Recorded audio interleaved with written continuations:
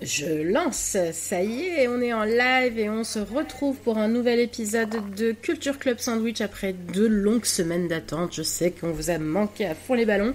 On se retrouve ce soir avec un itsy bitsy mini comité avec Olivier qui va dire bonjour, je pense. Salut. Et Elodie. Salut. Et moi-même avec plein de petites recos et on commence avec notre magnifique générique.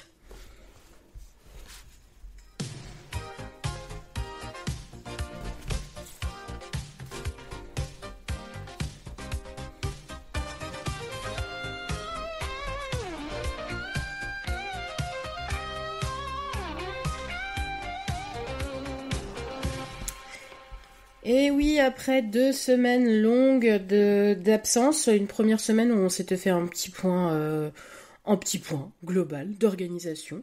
Et puis une seconde semaine où on a profité des vacances de notre cher Fred pour nous aussi prendre des vacances, après tout, même si on n'est pas sous les tropiques, et ben on avait envie de gagner un petit peu de temps pour rattraper nos séries. Comment ça va depuis ces longues semaines? Vous avez pu regarder des trucs, faire des trucs sympas? Il paraît que maintenant il y a du soleil dehors. Je sais pas si vous avez vu ça. Ouais. C'est ouais, fou, hein. Il faisait même très chaud. Enfin, jusqu'à là, il y a 2 jours. Nous, on a eu un temps aussi magnifique en région parisienne. Et puis ensuite... Et bienvenue dans Maison de retraite, le podcast où on parlera de météo pendant 2 heures. Sinon, j'ai absolument rattrapé aucune série. Bah oui, mais en même temps, quand il fait beau, qu'est-ce que t'as envie de t'enfermer et de regarder des séries? Bon, remarque, je dis ça, mais on a été vachement au cinéma, nous, ces derniers temps. Donc, même s'il a fait beau, on a quand même profité des salles vides, parce que c'est aussi agréable d'avoir des gens qui n'y vont pas pendant qu'il fait beau, et comme ça, on peut y aller, nous, à leur place. Grave, parce que les gens au cinéma sont Ouais, insupportables. non, mais vraiment, c'est de pire en pire, hein. Là, j'ai posé une semaine de vacances. Je suis allée au ciné vendredi, vendredi après-midi. Alors, j'étais plus grand cinéma au monde, Châtelet-Les Halles. Certes, Tu cherches je aussi. cherche, Quelle idée d'aller là. mais c'était le truc parce que j'étais dans le coin, il y avait une séance et bah c'était quand même blindé pour un vendredi après-midi. Donc les gens ne travaillent pas. Il y avait plein d'ados qui n'étaient pas en cours, qui sont allés sécher pour aller voir Thunderbolts. Oh, un gros chacha. Et coucou. Elle a dit coucou. Ou elle a fait un zigaï, je ne sais pas. Ouais, donc voilà. Donc c'était quand même blindé. Et je crois qu'on va commencer tout de suite par le récap d'Olivier qui a plein de choses à nous raconter. Oui. Oui, parce que moi je suis allé voir, j'avais surtout envie de vous parler de l'expo disco qui se trouve, alors désolé pour les non-parisiens, mais elle se trouve à la Philharmonie de Paris, qui n'est pas seulement une salle de concert, mais aussi un espace d'exposition et qui en général a des expositions qui sont vraiment très très très très très qualitatives. Et une expo disco qui est là depuis quelques mois ne déroge pas à la règle.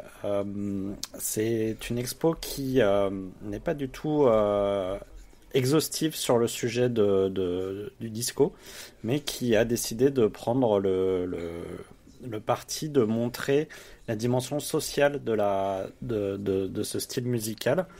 Et je trouve que c'était une idée absolument brillante de faire ça, parce que je trouve que il y a une émotion qui se dégage de l'exposition qui est assez folle, parce que oui, certes, il y a un mix de tubes disco qui dure je sais plus combien de temps, je crois que il y a je sais pas combien d'heures de disco qui passent en boucle durant l'exposition, et ça donne envie de danser et ça donne envie de bouger son body, et on voit tout le monde qui est en train de remuer des épaules, de remuer du popotin, et c'est déjà, rien que ça, c'est déjà très agréable. Mais en plus, ça permet aussi de faire une rétrospective des luttes qui se sont déroulées dans les années 70 et 80, et de voir un petit peu comment les choses ont évolué, et de voir un petit peu ce qui s'est passé dans les années pré-Reagan et pré-Sida. Et voilà, je trouve qu'il y a quelque chose de très émouvant de voir toutes ces communautés qui tout d'un coup ont lâché les chevaux, ont décidé de vivre à fond, Et ils ont bien fait parce que derrière, il y a des choses assez terribles qui sont déroulées pour elle. Et voilà, je trouve que vraiment c'est une très belle exposition qui est à la fois bien mise en scène, où il y a plein de choses interactives, où il y a des jolis documents, il y a de la bonne musique, ça dure pas trop longtemps, mais c'est quand même complet. Et enfin, nous, on est resté 2 heures dans l'exposition et j'ai pas vu du tout le temps passer.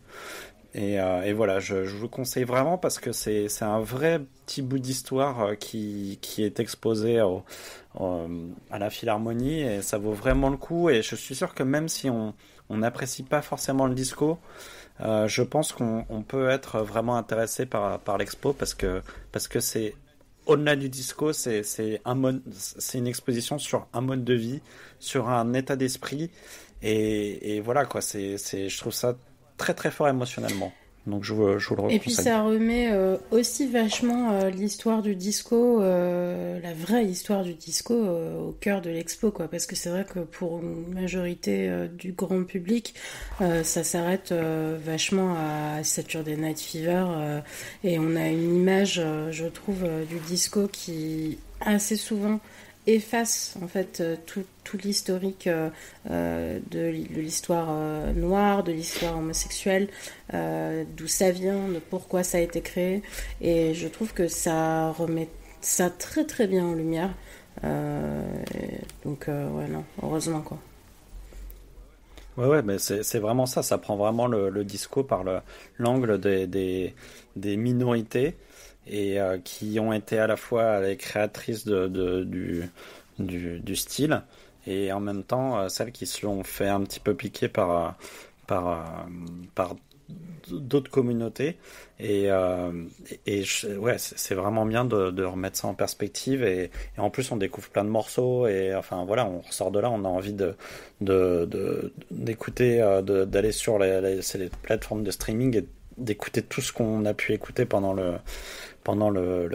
l'expo. Et ouais, ce qui est bien, c'est que ça montre aussi les trucs très connus et vraiment un savant mélange de tout entre les tubes et des morceaux moins connus et même le passage avec la New Wave qui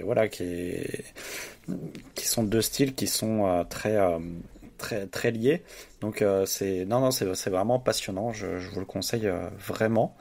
Et sinon, au niveau cinéma, effectivement, je suis allé voir plein de films. Tous enfin, je vais pas parler de tous les films que j'ai vus, mais je vais m'attarder sur deux. Un qui s'appelle Vermillo, qui est un film italien, qui se passe dans un petit village qui s'appelle Vermillo, donc, et qui raconte l'histoire d'une famille où il y a 10 enfants pendant la Seconde Guerre mondiale. Et donc c'est une famille qui est dirigée de main de fer par le patriarche qui est aussi l'instituteur de, du village.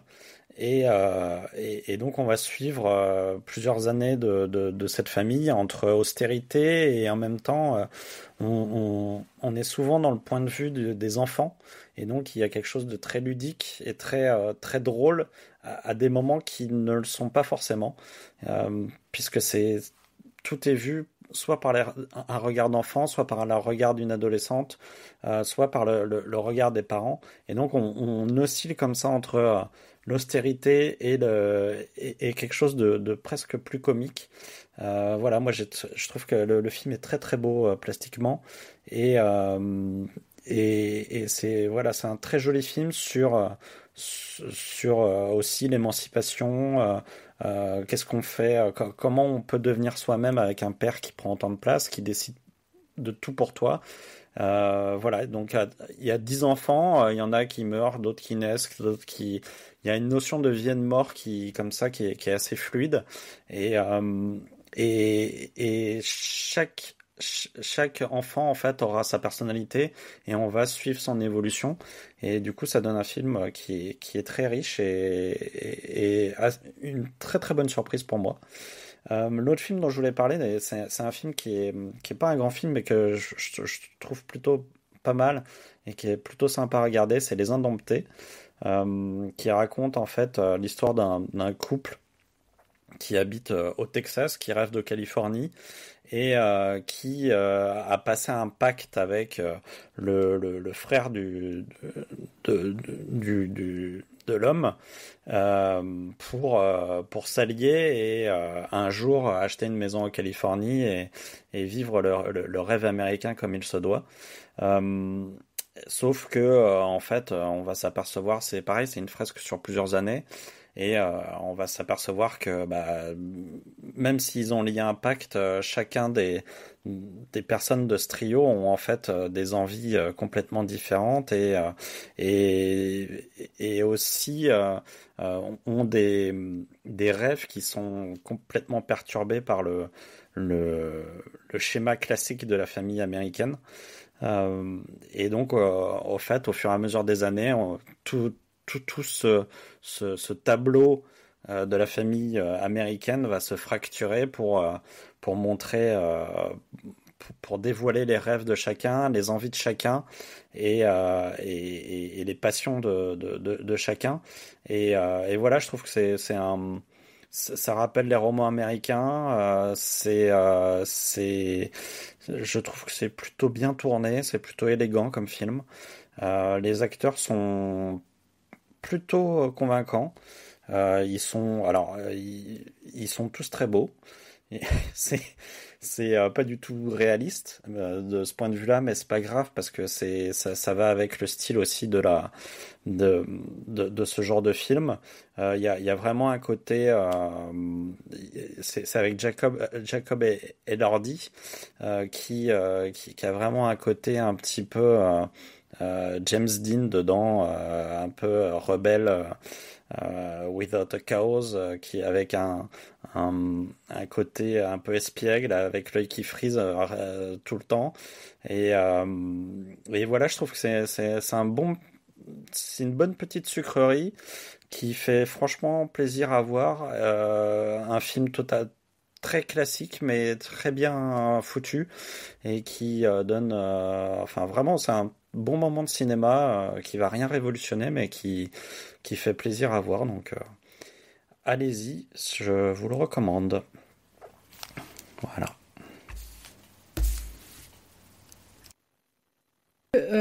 Voilà, j'ai un ordinateur qui rame absolument, donc à chaque fois que je veux me démuter, c'est tout au ralenti, donc il y a toujours un petit espace de temps, comme si j'étais en décalage horaire complet. Mais t'es juste en duplex aux États-Unis. C'est ça, en fait, je suis live from New York. On passe à Elodie. Elodie, c'est une reco jeu vidéo, je crois. Ouais. Et si vous avez toujours rêvé d'incarner un monstre de film d'horreur au lieu de fuir devant lui en hurlant, et ça tombe bien. Parce que ce soir, je vais vous parler de Carry On. Qui est un jeu vidéo, comme tu disais, qui vous place exactement dans cette situation. Et c'est vraiment un petit bonheur sanguinolent. Voilà, je vais encore vous parler de belles choses très mignonnes ce soir.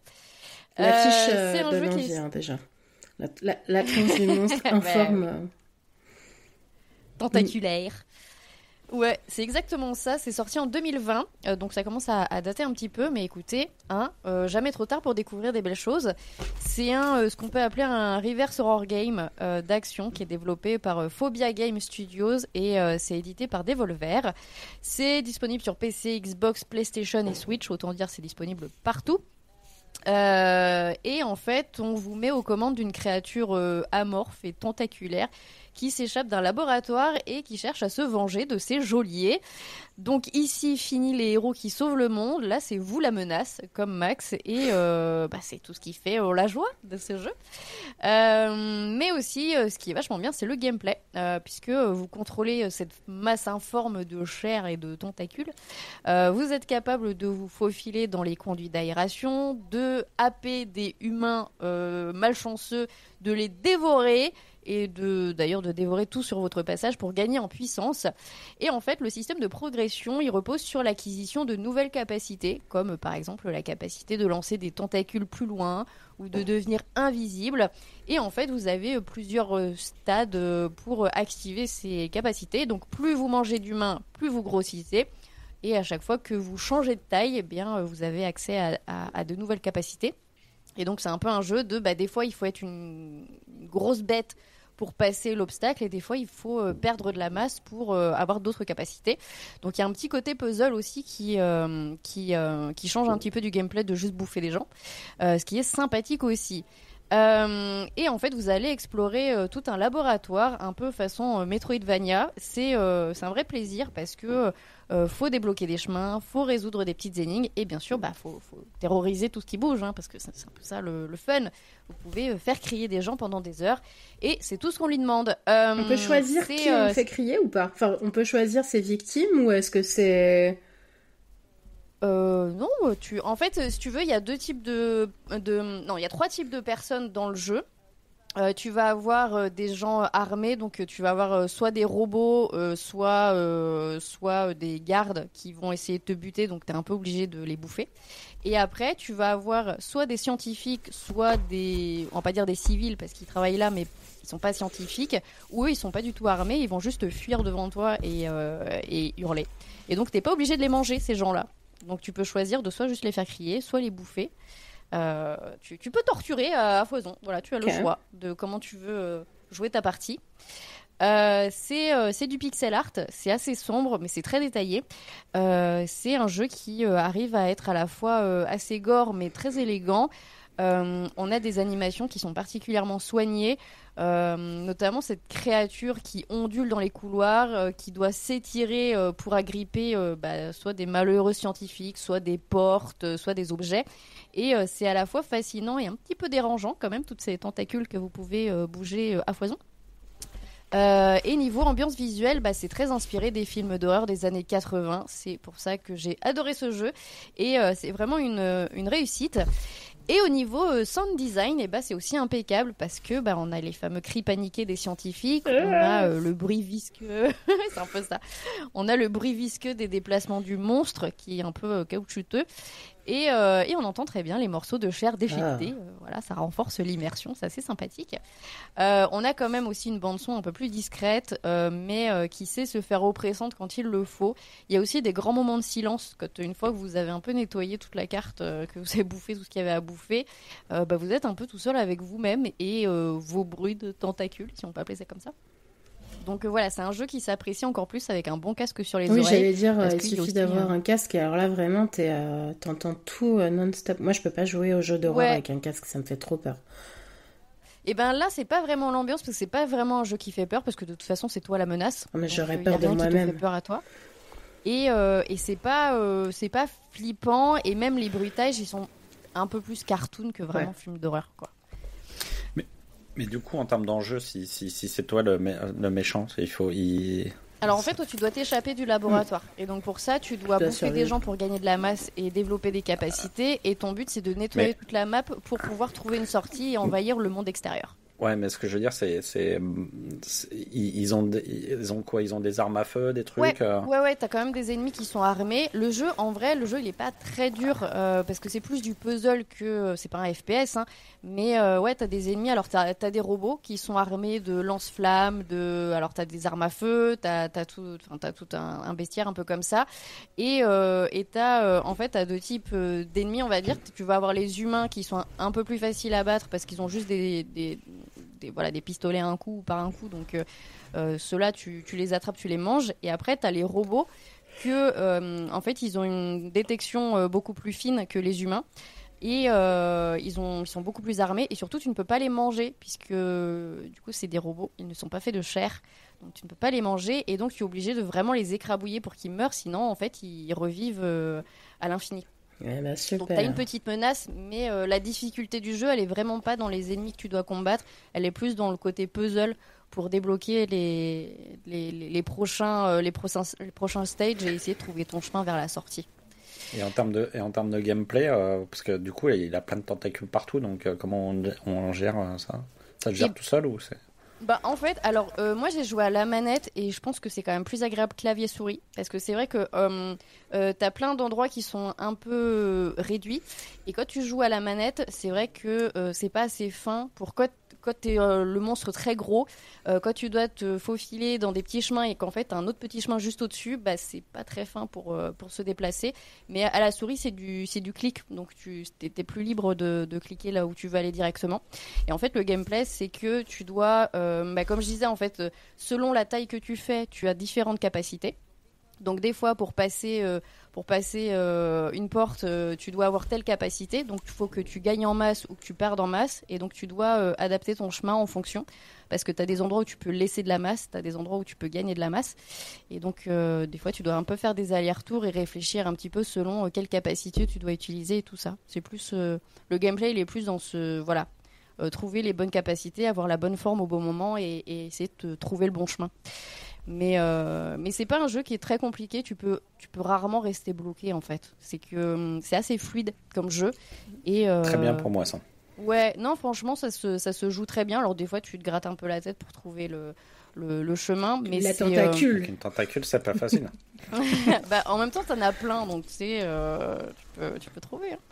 Mais voilà, les gros points forts, c'est une expérience assez unique où on joue le monstre, parce que c'est quand même assez rare dans les jeux vidéo où tu joues vraiment un monstre et pas juste un personnage méchant.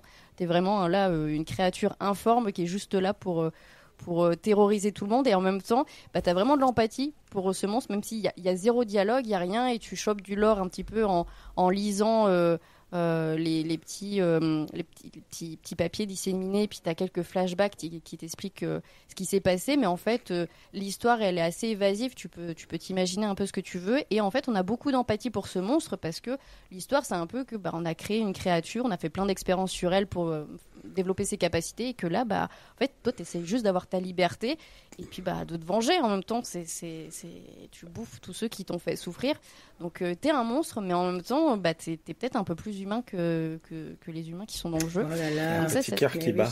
Plusieurs. T'en as peut-être même plusieurs qui battent. Voilà, donc après c'est assez maniable. Alors effectivement, du coup, après y avoir joué, je pense que clavier-souris c'est plus fluide que à la manette.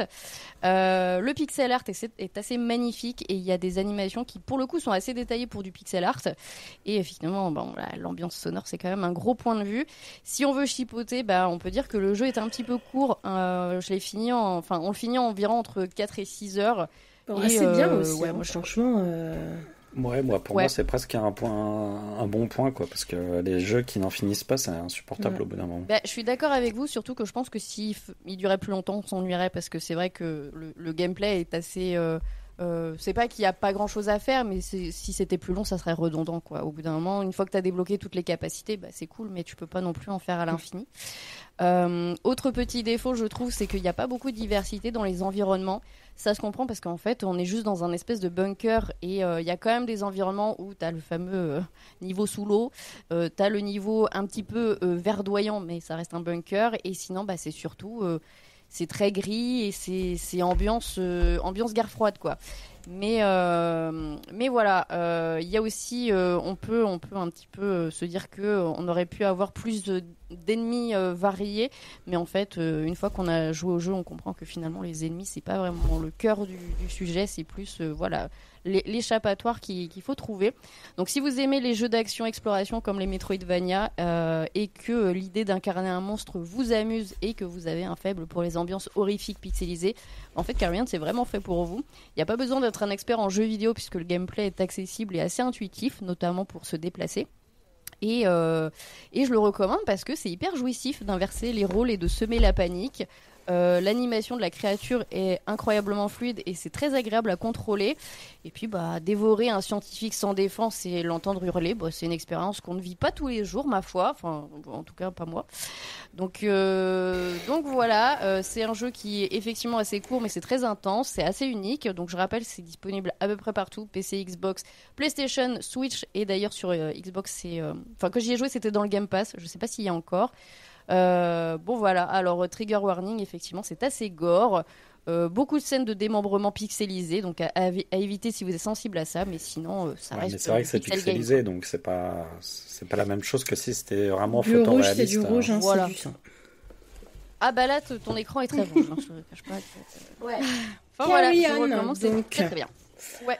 Alors, on a changé notre petit format des news. On a décidé de faire plus court et plus intense.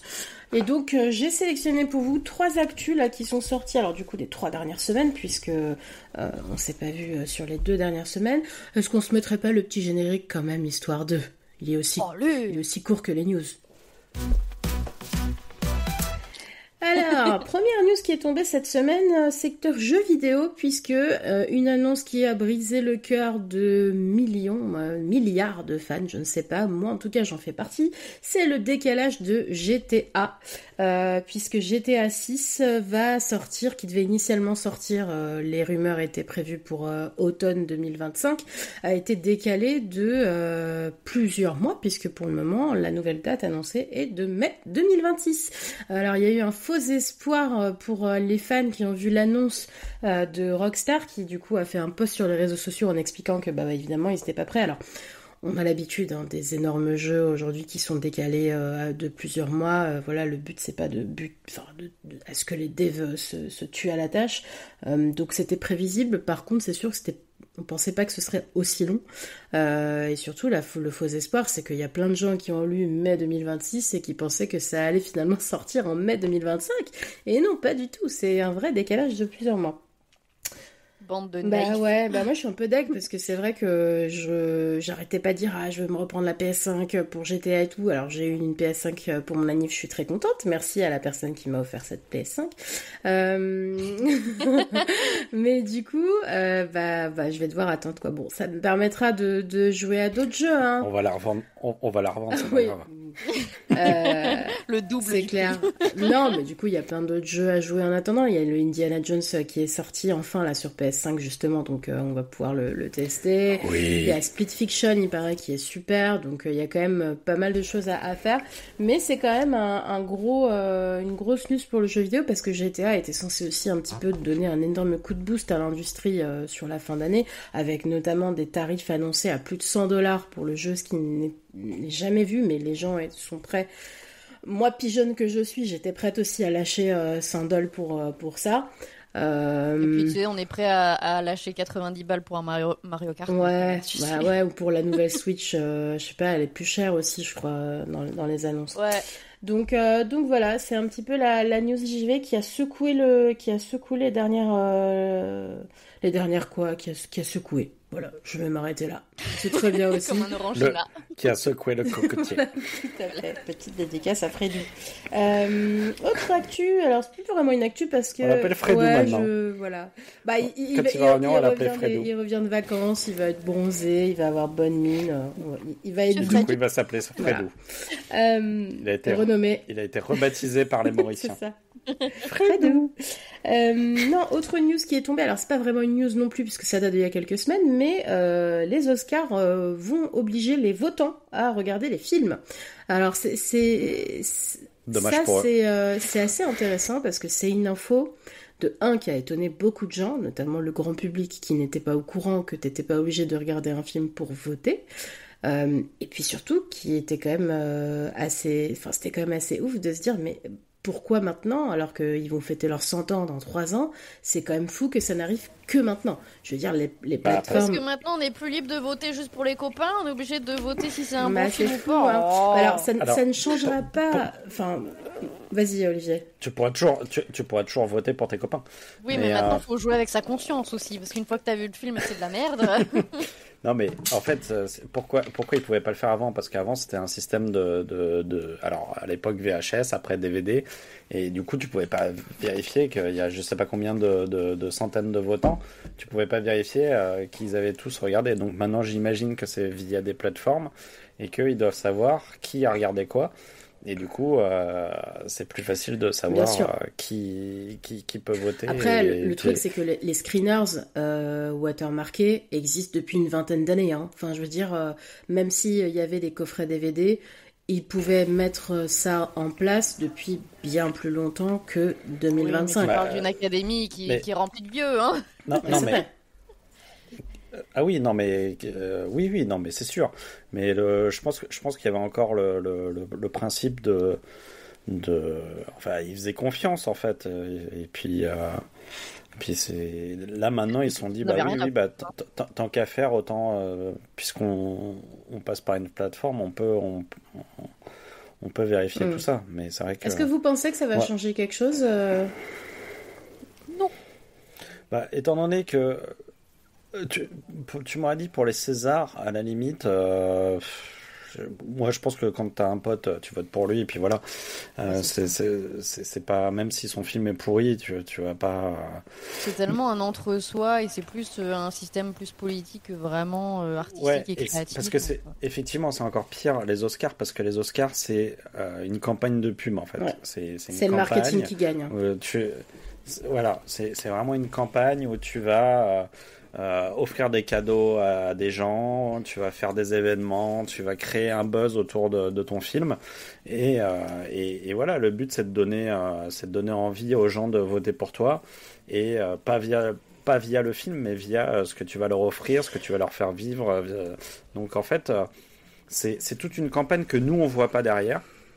Et en fait moi je pense que s'ils voulaient vraiment rendre les Oscars plus intéressant et plus indécis, je pense qu'il devrait empêcher en fait tout ce côté lobbyiste des films et des cadeaux et des cadeaux et tout quoi. Et vraiment, enfin c'est là pour le coup on aurait peut-être des surprises parce que là en gros on voit le lobbying il commence. Maintenant, en plus, on sait à peu près ce qui est donné à qui, à quoi, comment. Donc, on se dit c'est bon. Tel film, ils sont partis pour faire une grosse campagne d'Oscar. Donc, on sait qu'ils vont avoir l'Oscar à la fin. Donc, en fait, finalement, ça a pas d'intérêt. Enfin, moi, les Oscars, j'en suis revenu depuis très longtemps. Moi, je pense qu'effectivement, ils devraient rendre le truc un peu moins politique, pas dans le sens sociétal, mais c'est vraiment une campagne électorale, quoi. Donc, je pense que tant qu'ils continueront à laisser passer ça, il y aura toujours les mêmes merdes à la fin en Oscar de meilleur film, avec parfois l'avantage, c'est que des fois, tu as un grand film qui est tenu par une bonne boîte de prod ou un bon distributeur qui va mettre le paquet dessus, et puis qui, du coup, il a l'Oscar. Mais la plupart du temps, c'est quand même pas les meilleurs films qu'on les statuettes à la fin, quoi. C'est vrai. Eh bien, on passe à la dernière news, un petit peu plus récente, celle-ci. C'est Lady Gaga qui a fait un concert au Brésil avant-hier, je crois, et qui a explosé le record de attendance, j'allais dire, mais de participants à un concert à Rio avec plus de 2 100 000 personnes qui sont venues assister à son concert. Ouais, les Brésiliens, ils sont assez coutumiers de battre ce genre de record, parce que comme il n'y a pas du tout de jauge et de trucs de sécurité. En plus, c'était gratuit. Justement, d'ailleurs, en parlant de sécurité, la police a déjoué un attentat qui devait avoir lieu sur place. Donc ça, finalement, il y a eu quand même un petit coup de sécurité, et heureusement. Donc un nouveau record pour Lady Gaga qui n'était pas allée au Brésil depuis 2012, donc elle était quand même hyper attendue. Et c'est marrant parce que l'an dernier, Madonna a fait la même chose. Et elle, pour le coup, elle avait réuni 1 600 000 fans, je crois. Nul. Ce qui est nul, mais quand même pas si mal que ça. Je veux dire. Mais sur des chiffres comme ça, par contre, j'imagine les gens qui curieuse de savoir le mec. Ouais, c'est ça. le gars a vu. Je pense que même la scène, c'était un point. Mais c'est sûr. Est-ce qu'il y avait des écrans, quoi? J'ai pas vu du tout d'image, mais je serais curieuse de savoir le gars. Mais je pense que dans tous les cas, c'est juste les gens y vont pour l'événement et pour le fait de se retrouver et pour danser sur la plage à Rio, plus que pour voir l'artiste, parce qu'à ce niveau-là, bon, forcément, on voit pas grand-chose, quoi. Je pense que même t'entends plus les gens chanter autour de toi que t'entends chanter les Alors d'ailleurs, débat pour ou contre les gens qui chantent en concert. Ça, c'est une question qui revient assez souvent. Totalement contre. Ah ouais? Voilà. Bah, ça dépend. Ça dépend si tu chantes pour toi, tu vois, un peu comme ça, si tu chantes à tue-tête en gueulant dans les oreilles Oui, non, c'est de la vrai. personne qui est devant toi, c'est quand même un En peu fait, ça emmerdant. dépend des concerts. Tu vois, par exemple, il y a moultes années, j'ai fait un concert de Bébé Brune. Là, t'as pas envie que le public y chante. Parce que le public est assez strident. Et ils chantent très mal. Mais en fait, même si le public chantait bien, moi je suis toujours un peu au milieu dans ce débat-là parce que d'un côté, je comprends les gens qui se disent mais attends, mais moi j'ai payé 100 balles ma place, évidemment que j'ai envie de vivre mon concert à fond et j'ai envie de m'éclater et si j'ai envie de chanter, je chante. Ok, mais en même temps, moi j'ai payé 100 balles aussi, j'ai pas envie de t'entendre toi, Marie-Jacqueline, 55 ans, hurler à tue-tête les chansons de l'artiste de Metallica, voilà, j'ai décidé que ce serait Metallica, au lieu d'entendre la personne qui chante, quoi. Mais moi, je m'embrouille. Ça m'est déjà arrivé de m'embrouiller. C'était d'ailleurs à Dépêche Mode avec une Marie-Jacqueline. En plus, 55 ans, je pense que c'est pour ça, psychologiquement, elle est revenue en PTSD. Parce que la meuf et sa fille n'arrêtaient pas de hurler et je n'entendais pas l'artiste. Et ça... Oui, non, mais déjà, Dépêche Mode, si tu hurles sur du Dépêche Mode, t'as un problème. Non, mais c'est... Oui, mais c'est... Ça ne se Mais prête c'est pas marrant à ça. parce que... Non, mais je comprends. Ouais. Parce que je me dis, en fait, oui, ça dépend. Si tu, effectivement, comme tu dis, Olivier, si tu chantes un peu pour toi parce que t'es dans le truc, c'est cool. Et même, t'as certains concerts où, en fait, quand t'as tout le public qui chante un peu en voilà. harmonie, ça donne vraiment une force, c'est Là, cool. c'est sympa. Mais c'est aussi, en général, l'artiste qui demande, tu vois. Ouais, mais effectivement, quand t'as quelqu'un qui est juste en train d'hurler comme si on égorgeait une chèvre, là, t'as juste envie de lui foutre ton poing dans la gueule. Là, je c'est comprends clair. aussi. Mais et puis c'est aussi, voilà, c'est aussi des moments, en fait. Il y a des moments où on sent que tout le monde va chanter parce que c'est la chanson la plus connue, c'est le refrain que tout le monde partage. Voilà. Enfin, c'est des moments de partage où tout d'un coup, tu vois, t'as le frisson d'avoir toute la foule qui... Mais quand t'es tout seul en train d'hurler, non, là, tu fais chier tout le monde, en fait. Ouais. Ça dépend des salles aussi. Il y a des salles qui s'y prêtent plus. Quand t'es vraiment dans une toute petite salle, et que t'entends plus le public que la scène, c'est gênant, quoi. Ouais, après, tu sais, puis, moi, Jacqueline, on était au Stade de France, hein, donc même au Stade de France, je l'entendais ouais, hurler. mais C'est vrai que c'était Dépêche Mode. À Metallica, je pense que le son il est tellement fort que tu t'en prends tellement plein la gueule que je pense que quelqu'un peut hurler à côté de toi, tu vois, tu ne l'entends pas. Moi, je m'étais embrouillée avec un ex qui me chantait dans les oreilles. Henri Dess, ouais. C'est sûr qu'Henri Dess, si tu commences à gueuler, tout le monde t'entend, quoi. Je pense qu'on te sort parce que tu fais peur aux enfants, même. Ouais. Ouais, ça dépend si c'est sa version métal, là. Parce qu'il a fait un groupe de métal aussi, Henri Dess. Quoi ? Pardon ? C'est Henri Dess Metal. Non, mais c'est vrai en plus. Trop bien ! Il est passé au Hellfest et tout. Incroyable. Je vais me mettre ça de côté. Il a fait ses chansons d'enfants, mais version métal. Trop bien. Ah, voilà. C'est Comment c'est un éduquer les rebelle, enfants. c'est un rebelle Henri Dess. Il me fait rire. Bon, bah voilà, on clôture ce débat, on posera la question aux autres la prochaine fois sur un petit baillou. Vous avez vu mon œil, là, je me suis gratté l'œil, j'ai baillé, c'est l'heure d'aller se coucher, je crois bien. Et non, puisqu'on va passer à la recommandation d'Olivier. Et oui, et comme vous le savez tous, bien sûr, demain et mercredi vont avoir lieu les 2 demi-finales de Ligue des Champions. Vous les attendez avec impatience, n'est-ce pas ? Oh, bah surtout nous, ouais. Bah oui, j'en étais sûr. Et du coup, ça m'a donné envie de vous parler de foot. Mais pas de n'importe quelle manière, parce que je vais vous parler d'un roman que j'ai adoré, qui fait partie d'un de mes romans préférés, et qui s'appelle 44 jours. C'est un roman qui a été écrit par David Peace et qui a été adapté au cinéma sous le nom de Damn United. Qui a été réalisé par Tom Hooper. J'ai sorti ce film en qui DVD. avait, oui, il y a très longtemps. Tant pis. Incroyable. parce que le livre est quand même beaucoup mieux que le film. Tom Hooper, c'était le réalisateur, c'était lui qui avait fait le discours d'un roi, mais qui avait aussi fait le truc horrible de Cats. Donc voilà. Quelle horreur.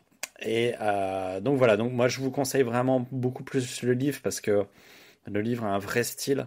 C'est un livre qui a un style que nul autre livre n'a, alors que le film est assez scolaire.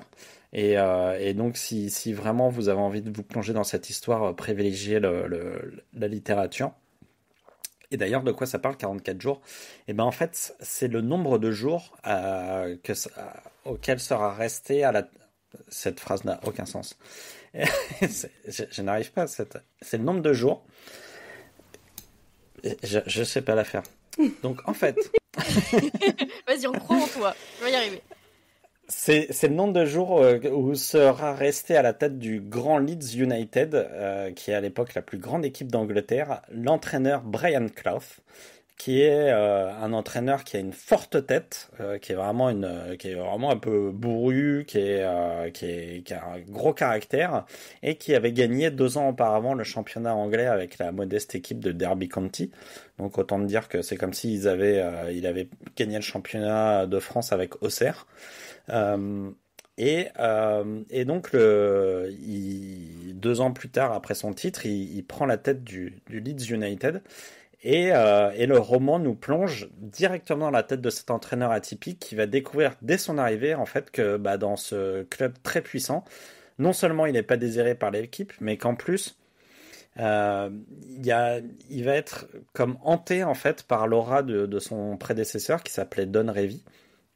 Et surtout qu'en plus, quand il était entraîneur de Derby County, il se lâchait dans la presse sur le fait que Leeds United c'était une équipe de tricheurs, que c'était des pourris, que voilà, ils valaient rien. Et donc, en gros, il y avait une grosse rivalité avec lui. Et il va être très très mal accueilli dans ce club. Et là, vous me...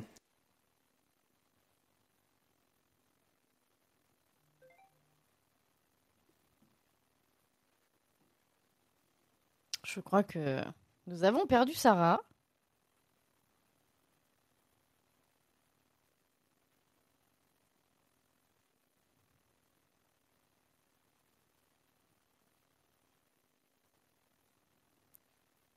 Alors Olivier, tu es mute. Quel bordel! Tout va bien. On va s'en sortir. Alors, je sais pas, j'ai eu un message d'erreur comme quoi l'enregistrement était arrêté, mais en fait, je crois que c'est que pour Sarah. Ouais, c'est ça. Donc, bon. Alors, attends, on va revenir. 1, 2, 3, je reprends. Il faut dire aussi que quand il était entraîneur de Derby County, il s'est épanché dans la presse, il a dit ses 4 vérités à propos de l'équipe de Leeds United, et que du coup il y a une petite rivalité qui s'est créée entre lui et l'équipe, et que du coup il se retrouve entraîneur de cette équipe qu'il déteste. Donc c'est pas les meilleures conditions pour se lancer. Et là vous me dites, mais le foot on s'en fout, pourquoi tu nous parles de ce bouquin? On s'en tape. Eh bien parce que ce livre, c'est quand même, en tout cas pour moi, plus que du foot. Parce que comme je l'ai dit, on plonge vraiment dans la psyché de ce personnage qui finit par perdre la boule, par devenir totalement parano, de voir le mal partout. Parce qu'en fait, il va se heurter à un mur que l'institution va dresser autour de lui, et il va avoir l'impression que tout le monde lui veut du mal, ce qui n'est pas tout à fait faux. Mais même dans le moindre détail et tout, donc il va vraiment perdre la tête. Et en fait, ce livre est écrit de manière à faire ressentir toutes les émotions du personnage, puisque c'est un bouquin qui est écrit à la première personne, donc on est vraiment dans la subjectivité du personnage. Et voilà, tout va être fait pour faire ressentir d'abord la passion du personnage pour le foot, ensuite la colère de ne pas pouvoir mettre en place ses idées, son style de jeu, et puis ensuite la perdition de cet homme, et tout ça c'est dit avec un style qui est violemment haché, comme si les pensées en fait de Brian Clough étaient jetées de toute go en fait sur le papier. Et voilà, c'est un style qui est fait de répétitions, de phrases très courtes, avec beaucoup d'utilisation d'anaphores, d'épiphores, pour montrer à quel point en fait cet homme passe son temps à ressasser, à se persuader, parce qu'en fait lui-même est persuadé de sa compétence, mais en même temps il est tellement frustré de ne pas pouvoir la montrer à tout le monde à cause de ses joueurs, à cause de ce club qui lui en veut tellement en fait. On a l'impression que c'est presque un piège dans lequel il est tombé et qui se referme sur lui. Et voilà, moi j'ai eu le sentiment de ressentir ce qui se passe dans le cerveau d'un artiste, d'un génie presque, qui n'arrive pas à créer et qui s'enferme dans une folie sans voir ses propres erreurs, sans voir les obstacles qui s'opposent à lui. Et du coup, il fonce dans le tas et il fait n'importe quoi. Et voilà, c'est quelque chose de très prenant à regarder. Et en plus, c'est aussi le témoignage d'une autre époque du football. Euh, Parce que le football, dans ces années-là, ça n'est pas du tout le même football que ça se passe dans les années 60, n'est pas du tout le même football que ce qui se passe maintenant. Et en fait, moi, j'aimais particulièrement le football anglais d'avant les années 2000 parce que c'était un football qui était hautement sociétal. Voilà, il y avait beaucoup de prolos sur le terrain, comme dans les tribunes. Euh, les gens plus riches, ils faisaient du rugby, du tennis, du polo. Enfin voilà, c'est le, le, le foot, c'était vraiment le sport des prolos. Ce qui n'est plus du tout le cas maintenant, puisque les prix des places est devenu totalement exorbitant et du coup maintenant on a un public très bourgeois et presque robotique dans les tribunes. Mais à l'époque c'était très vivant, très très populaire et surtout pour ces gens-là, que ce soit les gens qui étaient sur le terrain, les gens qui étaient dans le staff, les gens qui étaient dans les tribunes, pour tous ces gens-là, le football, c'était la vie. En tout cas, c'était les seuls moments de vie qu'ils pouvaient avoir, c'était le moment où on se rassemblait, et c'était un peu la prolongation du pub. Et d'ailleurs, il y a beaucoup de bières qui coulent à flot à cette époque-là, même parmi les joueurs. C'est une époque où les joueurs n'avaient pas du tout la même exigence que maintenant en termes de vie et d'hygiène. Et puis le football aussi, c'était aussi l'identité d'une ville ou d'un quartier, parce qu'il y avait des fois plusieurs clubs dans une même ville. Et en fait, changer d'équipe, ça voulait dire quelque chose. Alors c'était déjà courant à l'époque, mais c'était pas aussi développé que maintenant. Et il y avait des grosses rivalités entre les équipes, beaucoup plus que maintenant. Et du coup, passer dans l'équipe ennemie, c'était vraiment considéré comme être un traître parce que tu passes d'un club dans lequel tu as grandi quasiment toute ta vie à un autre club ennemi et du coup tout le monde peut c'est comme renier en fait son passé et dans le cas de Brian Clough c'est vraiment se brûler les ailes quoi. Voilà, c'était une époque où sur le terrain les joueurs étaient très brutaux et une saison en fait pouvait se jouer sur la blessure de ton meilleur joueur, parce qu'en général c'était des équipes où il y avait un ou deux bons joueurs et puis le reste c'était des énormes bouchers qui taclaient tout ce qui pouvait se passer, qui passait sous la main et qui cassaient des jambes et du coup voilà, c'est ce qui s'est passé avec Brian Clough. C'est toute ta saison peut se jouer sur juste une blessure. Et voilà, donc tout ça, c'est toute cette atmosphère de l'Angleterre de l'époque, du football de l'époque, je trouve est formidablement bien retranscrite, sans être non plus descriptif, parce comme on est dans la tête de Brian Clough, c'est vraiment que par le ressentiment et par ce que fait le personnage que on comprend ce qui se passe autour. Et voilà, tout ça est écrit avec verve, avec talent par David Peace, et je pense qu'on ne sort pas totalement indemne de la lecture de ce roman, parce que on est vraiment plongé dans la psyché d'un homme qui devient fou, quoi. D'un homme qui est tempétueux, qui est à la fois exaltant et en même temps passionné. Et donc, on est pris par cette passion et par son jusque-boutisme. Et voilà, alors qu'on sait dès le début que la quête de réussite de cet homme, en fait, elle est perdue d'avance, mais qu'on le voit en fait s'enfoncer, s'embourber, avec son seul caractère de cochon comme compagnon de galère. Et voilà, c'est un formidable personnage de roman. C'est une espèce de Don Quichotte qui va à la bataille en sachant très bien que il va jamais pouvoir gagner. Et je trouve que David Peace le fait vivre avec un style qui est incroyable et assez unique. Et voilà, donc je vous conseille vraiment de le lire. C'est un bouquin qui est aux éditions Rivage Noir. et qui fait 400 pages, mais qui se lit et qui se dévore très rapidement, parce qu'en plus, il y a entre les chapitres, il y a les classements pendant la saison. Et donc, du coup, ça aère en plus le roman. Et voilà, donc c'est un roman qui est assez fort, assez fou, complètement fou même, et que je vous recommande beaucoup, car c'est au-delà de... Même si on n'aime pas le foot, je pense qu'on peut aimer ce roman qui est vraiment écrit comme aucun autre roman n'est écrit. Les 44 jours, donc, de David Peace. David Michael Ouais, Eric. David Ouais. Peace. C'est 44 jours tout court. 44 jours. C'est pas le nez. Pardon. Ouais. J'ai loupé une partie de la reco, comme vous avez pu le constater. J'ai eu un petit problème technique pour changer.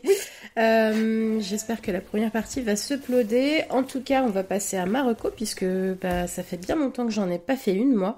Et je vais vous parler aujourd'hui d'une petite série là qui a été une vraie bonne surprise. C'est The Four Seasons, qui est dispo sur Netflix depuis le 1er mai.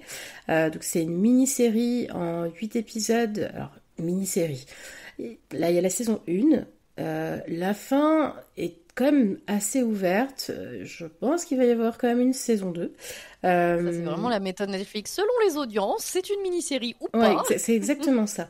Et donc c'est pour le moment, en tout cas, une mini-série en 8 épisodes créée par Tina Fey, que vous connaissez bien sûr pour 30 Rock ou alors plus récemment Unbreakable Kimmy Schmidt. Et ici, en fait, elle nous propose une comédie dramatique très intime, très posée, toujours avec sa jolie petite touche d'humour. The Four Seasons, c'est adapté d'une comédie romantique de 81 d'Alan Alda, qui d'ailleurs fait un petit caméo dans la série. Et on y suit du coup un groupe d'amis proches, c'est 3 couples qui se retrouvent en fait chaque saison pour des petites vacances ensemble, un petit week-end, une petite semaine. Voilà, c'est un rituel, une sorte de tradition entre eux. Sauf que cette année, tout bascule. Nick, interprété par Steve Carell, je vais vous parler du casting, vous allez voir, ça vend du rêve, annonce son divorce après 25 ans de vie commune avec sa compagne. Et donc, le premier épisode, on se retrouve avec cette annonce. Et arrive ensuite la saison suivante avec sa nouvelle meuf, Ginny, interprétée par Erika Henriksen, que je n'avais jamais vue, qui est pour le coup une fille très, on va dire, plus jeune que la moyenne des autres, qui est très solaire, très enthousiaste, peut-être un petit peu trop pour le groupe qui pour le coup est déjà bien soudé et pas forcément prêt à accueillir un élément perturbateur. Et donc à partir de là, du coup, la série va explorer un peu tout ce que les vacances sont censées être, mais qui en fait ne le sont pas du tout, puisque là on va se retrouver avec un réveil de petits ressentis entre les couples, entre les amis, de la jalousie, des regrets, des tensions, des petits secrets aussi, secrets de couple et secrets de potes, beaucoup de non-dits, mais par contre toujours quand même avec élégance et subtilité. Je vous parlais du casting, c'est vraiment une des grandes forces de la série. Donc bien sûr Tina Fey qui joue Kate, c'est vraiment la figure centrale du groupe. C'est un peu comme beaucoup dans tous ses rôles, parce que je suis persuadée qu'elle est comme ça dans la vraie vie. Elle est très organisée, très contrôle fric, mais elle a aussi ses petites failles. Sauf dans les pubs booking.com. Tout à fait, puisqu'elle se laisse aller. En vrai, je les aime bien, moi. C'est un peu les seules pubs que j'aime bien du moment. Will Forte joue le mari de Kate, du coup. Lui, pour le coup, c'est vraiment pareil, le cliché un peu du mari maladroit, assez drôle, très détaché, mais qui n'en fout pas une. Coleman Domingo, qui est vraiment pour moi le personnage, mon perso favori de la série, qu'on a vu notamment dans Euphoria. Il joue ici un perso très très touchant. Il est accompagné par Marco Calvani qui joue son mec, et tous les deux forment un couple très beau. Dans tous les sens du terme. Et puis donc du coup Kerry Kenney Silver dans le rôle d'Anne, donc l'ex-femme de Nick, qui elle pour le coup va se prendre au moment où elle organise les 25 ans de mariage de son mec, il va lui dire en fait je veux divorcer, et qui va devoir un peu gérer la situation à la fois avec dignité mais aussi beaucoup de sarcasme, puisque le problème majeur quand même de cette annonce de divorce, c'est que du coup quand ils vont repartir en vacances ensemble, ça va forcément changer la donne. Alors c'est une série qui est très bien écrite, elle est très bien rythmée. Je vous disais, il y a 8 épisodes et en fait la petite particularité, et j'ai trouvé ça hyper intéressant, c'est que ce sont des duos d'épisodes. Donc en fait, chaque duo d'épisodes se passe lors d'une saison. Donc on commence avec l'hiver, puis après il y a le printemps, l'été. Non, on commence avec le printemps, pardon, puis après il y a l'été, l'automne, et puis on termine sur l'hiver. Et donc du coup, chaque décor en fait va refléter vraiment un peu une ambiance émotionnelle du groupe à l'instant T. C'est hyper beau visuellement, c'est hyper tendre aussi, mais c'est jamais cringe. Et surtout, c'est hyper crédible et hyper réaliste parce que on va suivre un petit peu le quotidien de ces amis qui ont une quarantaine d'années passées, qui sont voilà des amitiés de longue date, des fêlures qui vont se poser avec le temps. Et puis on se rend compte aussi qu'au fur et à mesure des années, rien n'est figé. On a tous vécu dans nos vies, pour certains, voilà des moments comme ça de séparation où c'est difficile quand tu dois l'annoncer aux potes, quand t'es ami avec des gens depuis plusieurs années où tu te dis ouais que ça va foutre en l'air vraiment toute la dynamique du groupe et tout. Moi à titre personnel ça m'est arrivé et c'est vrai que je me suis aussi beaucoup retrouvée dans cette série parce qu'il y a à la fois ce côté où il faut que tu annonces une séparation, où tu sais que ça va changer la dynamique du groupe. Et donc du coup c'était très très réaliste et très bien foutu. Et d'un autre côté, le point de vue de la nouvelle copine de Nick, donc Ginny, qui est très jeune et qui arrive aussi dans un groupe qui est installé, posé, les gens se connaissent depuis longtemps, comment elle réussit à s'intégrer, etc. Donc c'est hyper intéressant. Donc c'est une série qui parle d'évolution, de pardon, de communication, à la fois de couple, mais aussi entre amis. Et puis aussi de ces moments de vie où il faut parfois accepter que tout change, même si on aimerait que rien ne change et qu'on reste vraiment dans une espèce de parenthèse estivale. Et puis, comme je disais, comme souvent dans les séries avec Tina Fey, l'humour est jamais vraiment loin. Comme je disais, c'est aussi très subtil. Tout est dans les détails, dans les regards. Il y a des malaises qui sont bien installés et qui fonctionnent aussi très très bien. Ça se savoure tranquillement. Alors moi, c'est pas une série que j'ai binge-watchée contrairement à mes habitudes de consommation. Vraiment, j'ai pris plaisir à vraiment regarder ces épisodes en duo pour laisser un petit peu de temps et ensuite, voilà, c'est un peu comme un bon repas entre potes, quoi. On rigole, on est d'accord avec eux, on a envie d'être potes aussi avec eux, très honnêtement, on a envie de rentrer dans cette espèce de petit groupe de potes malgré leurs défauts et leurs qualités. Parfois on se dispute et puis malgré tout on repart avec le cœur un petit peu plus plein. Donc voilà, c'est une jolie série, assez douce amère. Il se passe des choses difficiles tout au long et principalement à la fin d'ailleurs. Mais toujours amené de façon intelligente. C'est des vrais personnages adultes qui sont très bien écrits. C'est des thématiques qui sont aussi malgré tout universelles. Et puis voilà, ce casting, Steve Carell dedans, il est incroyable. Coleman Domingo, Tina Fey, ils ont tous vraiment leur petite particularité. C'est très drôle. Donc voilà, Four Seasons sur Netflix. Ah oui, et c'est des épisodes d'une durée de 25 minutes à 35 minutes. Donc ça se regarde aussi assez vite. Ce qui est bien et rare. Ce qui est bien et rare, c'est aussi pour ça que j'ai lancé ça, parce que, alors moi, étonnamment, quand j'avais vu zéro bande-annonce, j'ai juste vu l'affiche, je me suis dit, ouais, ça va être encore une comédie romantique à la con, où je me suis dit, c'est une version Netflix de White Lotus, mais ça se passe au Four Seasons, l'hôtel. Évidemment, rien à voir. Donc, très bonne version surprise. pauvre. Ouais, c'est exactement ça. Enfin, pauvre. Four Seasons, j'aimerais bien y passer une nuit, moi, quand même. Mais non, pas du tout. Rien à voir avec tout ça. Et c'est vrai que l'affiche de la série n'a rien à voir avec la série, bien sûr, comme souvent. Mais c'est une chouette petite série à découvrir. Voilà pour ma petite reco. Ça donne envie. Ouais, franchement, vraiment, je dis, puis ça se regarde vite et bien, quoi. Ça, c'est toujours agréable. Et puis, c'est toujours agréable de voir Steve Carell et Tina Fey ensemble. Ils s'adorent en plus, donc quand ils sont ensemble, vraiment, ils se tirent vers le haut. Franchement, tout le monde est déprimé, là. Ouais. Des comédies, même pas forcément des trucs où tu te tapes le cul par terre de rire, mais il y en a quelques-unes chez Apple et ils sont très très bons en comédie là quand même. Nous, la plupart des comédies qu'on regarde, elles sont sur Apple, sauf Ghosts US qu'on a vu sur Netflix, mais il n'y a qu'une saison pour l'instant, mais il y en a 3 autres disponibles, je sais pas ce qu'ils attendent pour les mettre en ligne. mais qui a été aussi une très Ouais, bonne j'ai pas aimé surprise. ça. Ah ouais? Mais pareil que la VF est très bonne, qui est sortie il y a pas très longtemps. Ah oui, sur Disney+. Ouais. Ouais, bah, elle est très bonne, elle est sympa. Moi, j'ai préféré la version US, tu vois. Moi, j'ai vu les deux. Et c'est une bonne série française. En vrai, tu vois, moi qui en regarde pas parce que je trouve ça médiocre, là, c'était... C'est ça, en fait, sur l'échelle des séries Bah, françaises. c'est un peu le problème, comme c'est toutes sympa, les séries. tu dis waouh. C'est vraiment ça, c'est une bonne surprise. Non, par contre, j'en ai pas parlé, mais j'en avais déjà parlé sur le podcast spécial série Mania. Anaon, série française sur Prime, qui était pour le coup une bonne surprise, donc j'avais bien aimé. Voilà, et ben... Il faut le noter. Ouais, C'est pas quand souvent. ils font des trucs bien, il faut le dire.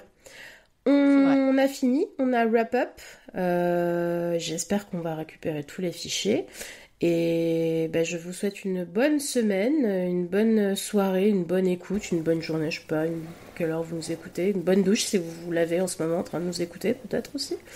Et surtout, eh bien, bonne Bonne journée. Bonne journée.